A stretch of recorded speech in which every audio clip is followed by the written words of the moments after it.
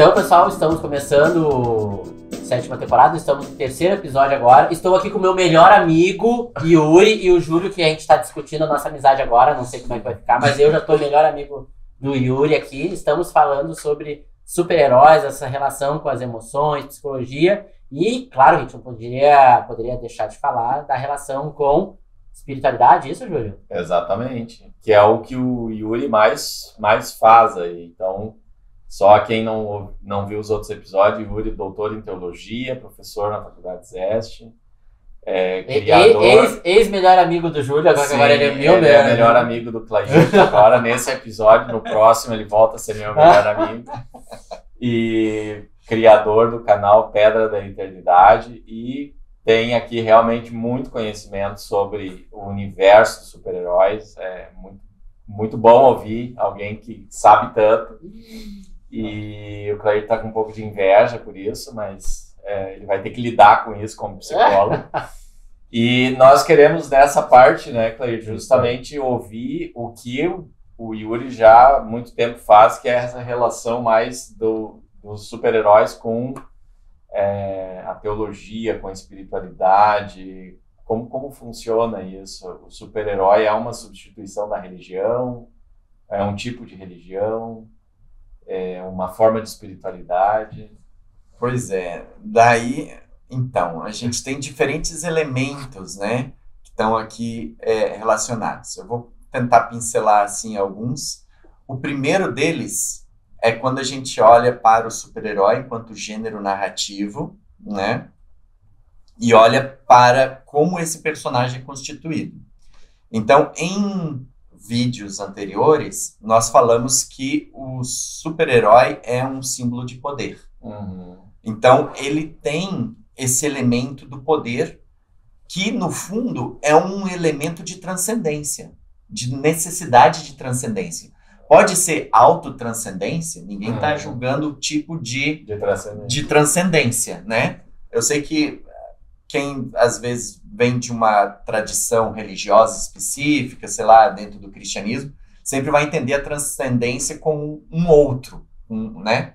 Mas aqui não estamos necessariamente falando disso. Então, tem, num primeiro aspecto, esse ímpeto da transcendência, enquanto símbolo de poder. Dentro da sua constituição enquanto gênero narrativo, o super-herói ele surgiu embebido do contexto cultural dos Estados Unidos. E o contexto cultural dos Estados Unidos é marcadamente religioso, protestante, né? Tanto é que o sociólogo Robert Bellah vai falar de uma religião civil, de como a ideia de nação, ou como a ideia de nação está imiscuída com princípios religiosos, vamos dizer assim, né? Que vem lá dos puritanos, dos ingleses, que teve no processo de colonização e tudo mais. Então, o fato dos estadunidenses se identificarem muito, por exemplo, com essa missão em relação ao mundo, interferência mundial, né, se deve ao fato de que, ou seja, a política externa internacional dos Estados Unidos está baseada num princípio religioso de que eles são os salvadores do mundo. Se são mesmo, a gente tem as dúvidas. Mas a ideia que está na mentalidade é essa, né? Que tem a ver com a ideia do povo eleito. Eles são um povo eleito, designado, né, para salvar o mundo. Então, tem que se curvar, vamos dizer assim, se voltar a ele para fazer parte dos eleitos de Deus. Né? Tem essa ideia do destino manifesto, que está bem calcada nessa ideia de que nós somos, então, esse movimento dos salvadores. Então, o que eu quero dizer com isso? Nós temos, num primeiro momento, a superaventura enquanto símbolo de poder em si, ele tem esse exercício religioso de transcendência, mas a ideia da religião específica, ela também está imiscuída na constituição do personagem. Pelo fato dele ter habilidades sobre-humanas, então, né? Superman não salva, sei lá, uma cidadezinha, coisa assim. Ele salva o mundo, ele salva o planeta contra outros, né? E é isso, nessa escala, sempre. Então, que teria muito esse elemento religioso de um algo transcendente, realmente, né? Você salva o mundo, você não salva só Exato. uma pessoa. que é uma mensagem religiosa. É uma mensagem muito religiosa, né? de um salvador, realmente. Se é um mundo que depois vem um outro na sequência, que vai ser criado de novo ou não, né? Que mundo, ou se é esse factual aqui que a gente vive, esses são outros 500. Sim. Mas, então nós temos esses dois elementos. Aí se a gente vai olhar para dentro da narrativa, enquanto personagem constituído, nós temos personagens que são personagens religiosos. Que aqui no caso poderia, como o exemplo mais clássico é o Demolidor, né? Tem o seriado na Netflix, para quem é da vibe do audiovisual, né? Mas tem nos quadrinhos também, tem todo um arco muito bonito do personagem, né? A mãe dele virou freira depois, né? Largou ele com o pai, então tem todo um rolo assim, e ele é um católico devoto. Isso. Né? Aí tem alguns quadrinhos que apontam o Superman como metodista, relacionado a uma família metodista. Aí nós temos, digamos assim, a ala judaica dentro do universo dos quadrinhos, né? Por exemplo, o Coisa, do Quarteto Fantástico, né? Que tem até um quadrinho em que ele faz, se não me engano, um segundo bar mitzvah.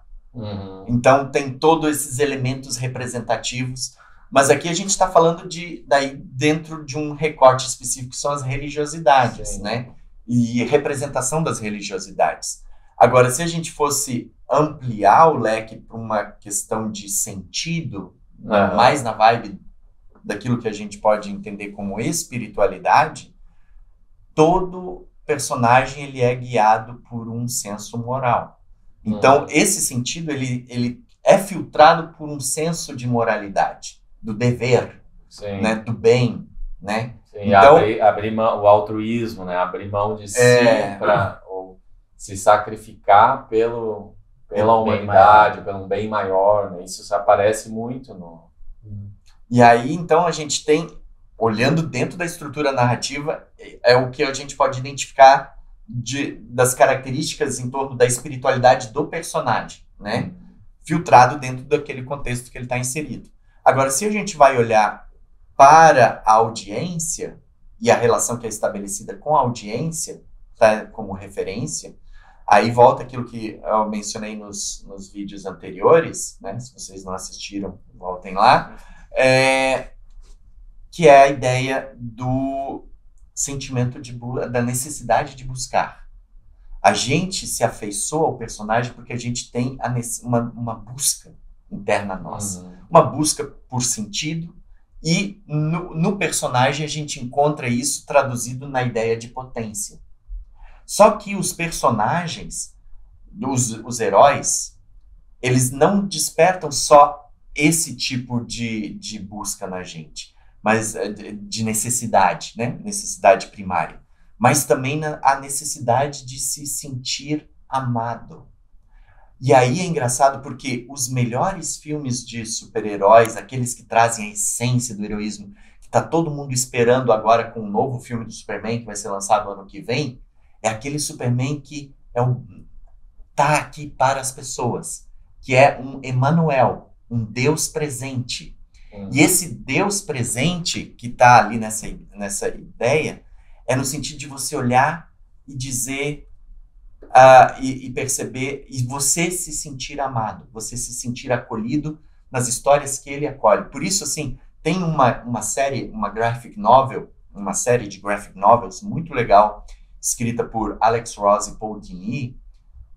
Nessas séries, vocês podem procurar, a do Capitão Marvel, específico, do Shazam, para mim é um dos melhores quadrinhos de todos os tempos.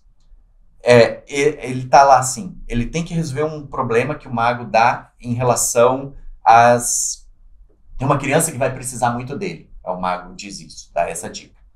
E aí ele decide passar um dia com as crianças do hospital. E ele acompanha, tira as crianças do hospital, passeia com elas, leva no zoológico. É uma história assim. E no final ele até assiste uma criança que está com câncer terminal e falece. Esse é o sentido do heroísmo que as pessoas espelham e têm essa necessidade de se sentir amado.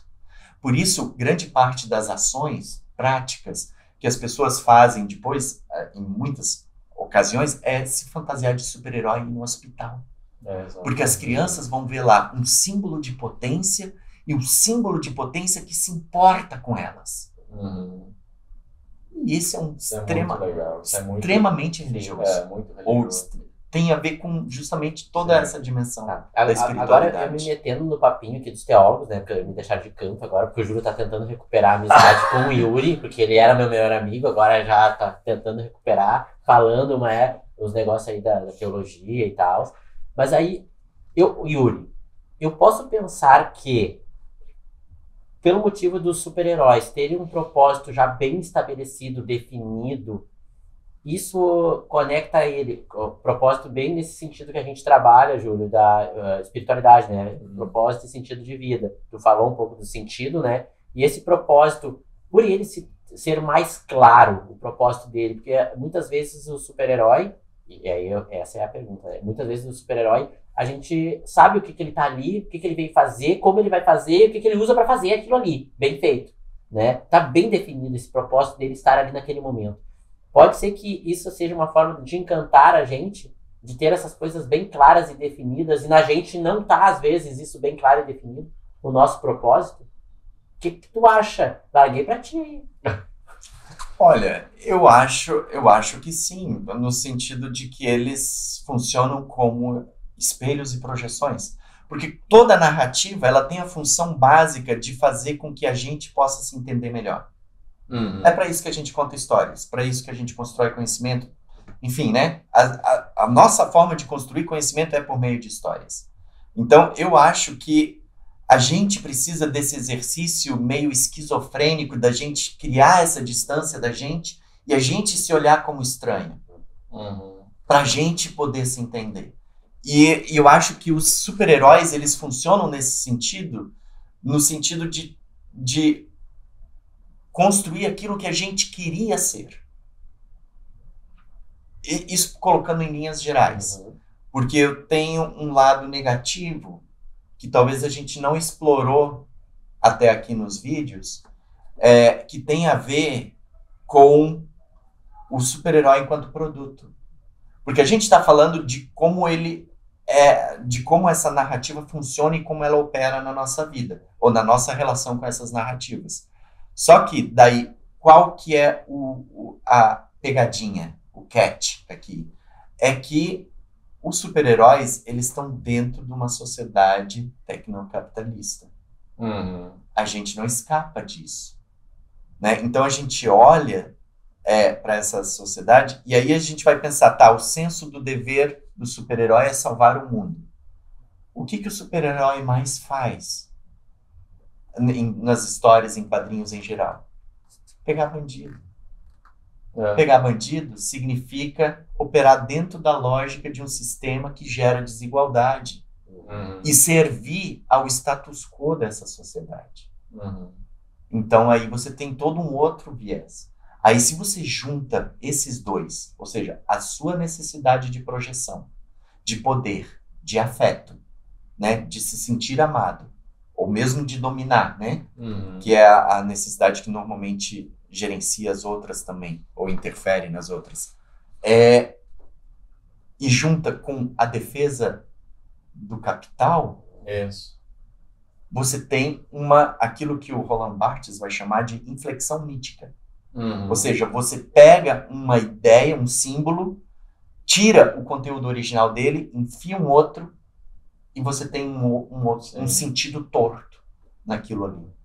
Né? Então, essa é a pegadinha que isso não é só exclusivo dos super-heróis, está em diversas outras narrativas, mas o lance é que os super-heróis, por ser esse símbolo de poder, eles desempenham um papel muito fundamental na nossa vida. Né? Tanto é que tu tem fandoms, tu tem comunidades de fãs, tu tem toda uma ode da cultura pop. Né? A gente não falou da cultura pop aqui, mas o universo dos super-heróis, eles estão intimamente atrelados à cultura pop. E a cultura pop tem características muito peculiares dentro da indústria criativa, né, de lidar com a materialidade dos afetos e a materialidade dos desafetos, a lidar com diferentes elementos que interferem na nossa vida, né? Com mainstream e tudo mais, né? Então exerce um poder de persuasão muito grande, porque padroniza gosto, padroniza interesse, cria necessidade de consumo, ao mesmo tempo que faz comunidade de pertencimento. Então, o que a gente tem que olhar para... melhor dizendo, a gente tem que olhar para todas essas narrativas que permeiam a nossa vida sempre com um olhar ambíguo. Uhum. E poder fazer esse discernimento. Porque a gente nunca vai encontrar nada puro. Sempre sincrético na nossa realidade. Né? Inclusive nas religiões. Né? Exatamente. Então, eu acho que a gente tem que olhar para essas narrativas e tentar olhar elas de uma maneira tridimensional. Isso não significa anulá-las, mas olhar com mais sobriedade, de uma maneira crítica. Né? Por isso eu acho tão importante a gente falar sobre isso, né? E refletir sobre o que é isso, né? De uma forma crítica, né? Porque nesse universo aí da cultura pop no geral e os super-heróis, em grande medida a gente consome, a gente vai assistindo e nem se dá conta do que está assistindo, por que está assistindo, por que está gostando disso, né? Então acho que o podcast tenta justamente trazer o Clairton diz de semear a discórdia, né? Uhum. Mas de trazer pontos críticos justamente para a gente pensar de uma forma maior, né? Mais profunda. Né? O que agora, ouvindo vocês aí nessa última parte, pensando teologicamente, as pessoas ainda têm muito essa expectativa de um Deus super-herói, assim, né? Um Deus que vem resolver todos os teus problemas e que te livra de todos os males. E, claro, a gente espera isso realmente, né? De que Deus ajude, né? A lidar com a vida. Mas, às vezes, essa expectativa muito heróica de Deus, assim, né? Um Deus que vem lá e que livra as pessoas, ela é um pouco fantasiosa, na minha opinião, assim, porque eu acho que não entendeu ainda muito da lógica de Deus, né? Deus é todo poderoso, ele poderia fazer todas as coisas, mas a vida tem uma outra dinâmica, né? E aí eu acho que os super-heróis podem nos ajudar muito também a fazer esse tipo de ambiguidade que tu está dizendo, né? De olhar de uma forma mais ambígua e perceber que a dinâmica, a vida como tal, é muito mais complexa do que às vezes a religião tenta resolver simplesmente, de uma forma mágica. E para mim me ajuda justamente a fazer teologia a partir disso, né? A partir dessas percepções. Para outras pessoas talvez não, né? Talvez preferiam muito mais essa ideia de colocar Deus quase como falamos dos mitos, né? Os mitos gregos, os deuses gregos que tinham muito esse caráter de um super-herói, né? Um Deus que ficava com raiva e jogava um raio, ou ficava apaixonado, ia lá e tinha uma relação. Às vezes eu acho que a gente transfere para a teologia cristã, de certa forma, um pouco essa visão heróica de Deus, né? Que, na minha opinião, atrapalha mais do que ajuda. Né? Segura aí. A gente já entendeu. Tá demais, tá? Não, mas me permite fazer um pouco de papel de advogado do diabo aqui, em termos de... Não de Deus.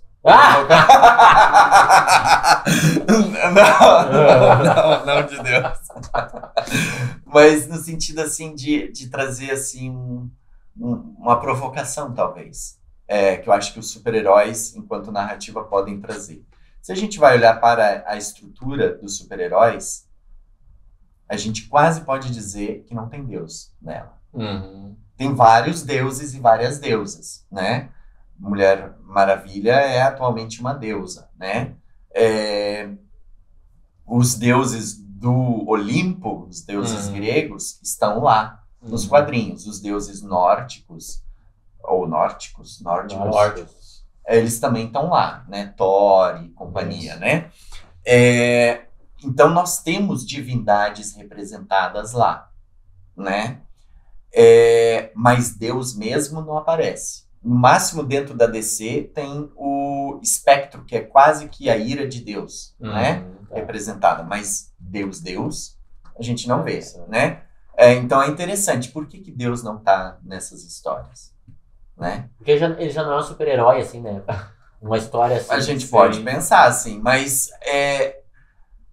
E tu tem diversos deuses, divindades ali, que executam ações salvíficas, né? E aí, o que isso indica, primeiro? Que a divindade ali é limitada.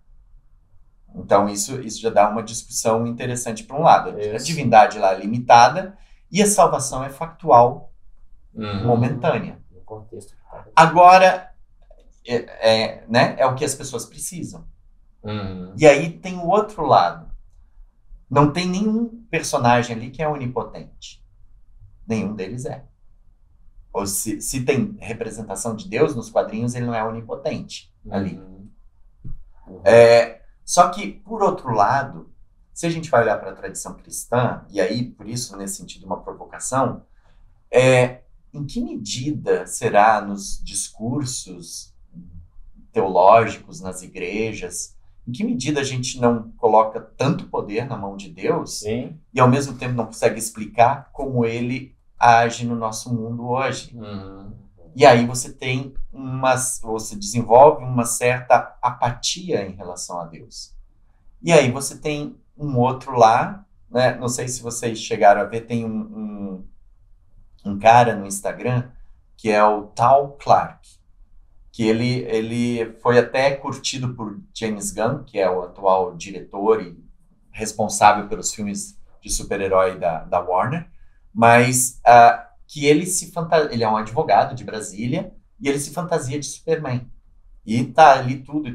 E os vídeos dele, tem um vídeo que foi assim bombado, que ele fica abraçando criança, vai na escola. Tá entendendo onde é que eu quero chegar? E aí a gente diz, tá, Deus é tão poderoso, mas e as coisas? Não, é o livre-arbítrio. O mal que tá aí é o ser humano, e não sei o quê. Por causa de Satanás. Ou isso, ou o mal, entende? Ou o mal ainda é personalizado numa outra figura, não tá nem na gente, a gente só sofre. É como assim, eu que não sou desse universo da teologia, sou amigo das pessoas, né? É como se acontecesse coisa boa, eu medio pra lá. Se acontece coisa ruim, eu medio pra cá. E aí eu não assumo nada, eu fico só ali espectador. Sim. Né? Eu acho uma teologia... Eu concordo muito aí com a tua... Porque como é que a gente contextualiza Deus, né? Na teologia. Acho que esse é o grande desafio. Porque como é que a gente diz Deus está com você? Igual, sei lá, Superman vai aparecer pegar no hospital. Um gatinho. Isso, exatamente. Para uma menina resgatar da árvore, né? Uma coisa eu sei. Eu não vou botar na responsabilidade nem no outro, mas eu quero estar no time de Deus. Eu quero estar no time dele, não quero que ele jogue sozinho. Né? Que ele vença por mim, pela minha causa ou pela causa maior. Mas eu quero estar no meio ali, junto do fuzuê todo ali. Né? Do time dele. Mas as coisas são muito mais concretas e não menores, por causa que naquele momento, isso que pra gente até a gente pode dizer como menor, aquilo é tudo que a pessoa precisa, né?